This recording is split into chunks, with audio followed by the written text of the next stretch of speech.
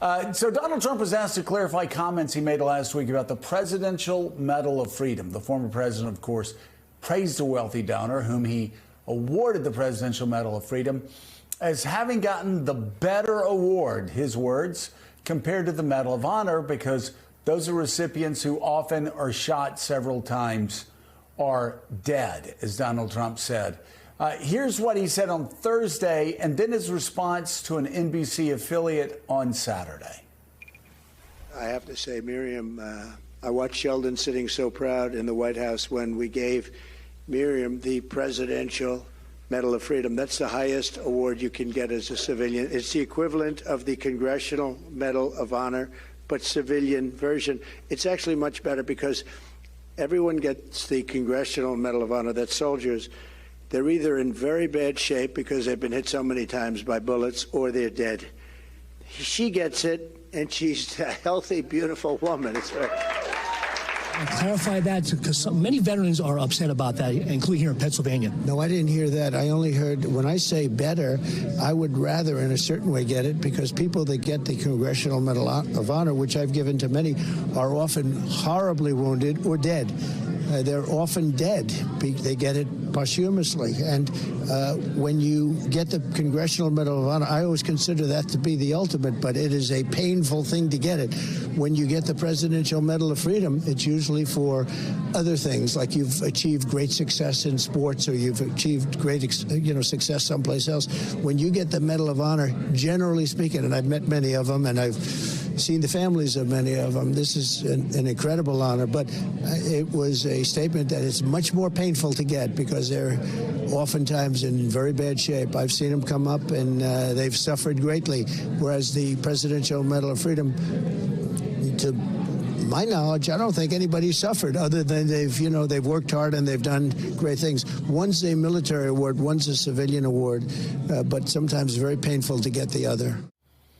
I don't know that really clears it up. Let's bring in Pete Buttigieg. He is a retired naval officer and, of course, also the Secretary of Transportation. But this Wednesday, he's going to be speaking at the Democratic National Convention in his personal capacity, when the theme will be a fight for our freedoms. This morning, again, not speaking on behalf of the Biden administration. Thank you so much for being with us, Mr. Secretary. What do you think the message? We've been asking this all morning. What should the message be in Chicago this week for the Democrats? Well, the thing that really excites me, and I think the really important contrast, is that the message of the convention here in Chicago is going to be about the American people. It sounds like a very simple thing. It could even sound like a cliche, but there's something very significant about this, because the Trump-Vance ticket views politics as being all about them. We're certainly proud of our candidate. We're excited about Kamala Harris. We're excited about Tim Walz. You're going to see them featured. You're going to see them highlighted.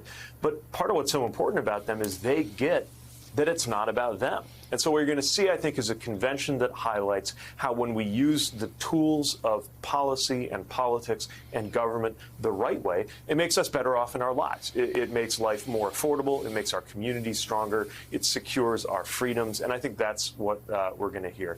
And that really is one of the main contrasts, right? People who live and work for others, the way that our ticket, top of the ticket, does. And someone like Donald Trump, who cannot comprehend putting others first, as you saw in those remarks. I was a naval officer, not to nitpick, but I want to be sure we're technically correct. I'm not a retired naval officer, but I did proudly serve in the Naval Reserve. I remember when I went to officer training in Newport, Rhode Island, outside every one of our rooms, they put a little biography of just one of the people from the Navy who won the Medal of Honor, and a little write-up of how they got that Medal of Honor. You'd feel about this big compared to these people. And maybe that's why those stories just break Donald Trump's brain. He literally cannot comprehend that kind of sacrifice. And he certainly cannot comprehend a concept of politics that is not about you, not about your glorification, but about what you can do to make other people better off. I'm curious. We've heard from Donald Trump this morning, playing clips throughout the weekend. Chris Matthews, Claire McCaskill, others have talked about just how off the reservation he is. I mean, Karl Rove has as well, Lindsey Graham. I'm just curious, how do Democrats handle the distractions from Donald Trump better this year than they have in past years, when he's talking about how it's much better to get an award that if you're a rich donor, rich Republican donor, than being honored for ultimate military service, or him saying he's better looking than Kamala Harris, or him attacking Peggy Noonan, or him attacking anybody who doesn't bow down and praise him. I'm just curious, how do Democrats not take the bait and stay focused on what they need to stay focused on to win this election? Well, I think you were exactly right to describe it as distraction. The challenge, of course, is you have to say something. If he attacks the service of military service members who earn the Medal of Honor, if he goes to the National Association of Black Journalists and blurts out something racist, obviously you have to deal with that. But you have to deal with that quickly and then come right back to our message. Because I do think this is a kind of strategy. You might ask, why would a politician do things like that? But, going all the way back to the days of him denigrating the service of John McCain, it's very clear that he does this for a reason. It's a twofold reason. One is he wants people talking about him. And then two, he wants people not talking about the difference between our agenda and his agenda, especially when you look at Project 2025. It's an amazing thing that Project 2025 is kind of the scandal of the year for the Republicans, the thing that they have had to do the most damage control around. Because look at what Project 2025 is. It's just their policies.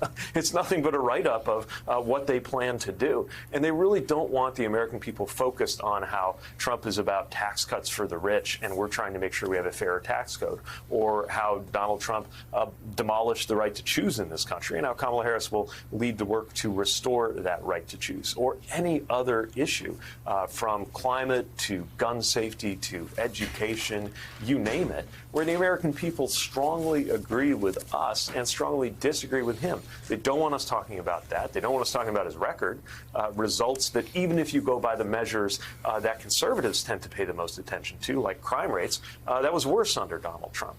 If you're one of those folks who thinks of the economy in terms of the stock market, there's a lot more to the economy to the stock market, but to some people that's pretty much the same thing. The Dow and the S&P were worse under Donald Trump than they were under Biden-Harris. Energy production, one of the things you hear Republicans talk the most about.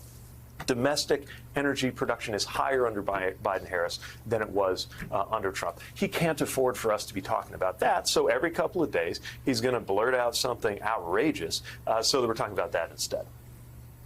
Yeah, it is crazy. I mean, you're talking about just those three issues. Crime, worse under Donald Trump than it is right now under Joe Biden. The stock market, much higher than it was under Donald Trump. And, he'll go drill, baby, drill. The fact is the United States right now producing more oil than any other country in history. Of course, that cuts both ways for Democrats, but for Republicans who are always talking about it, not necessarily a positive. Pete Buttigieg, thank you so much for joining us. As always, love talking to you. Hope you'll come back soon. Look forward to it. Thanks for having me in.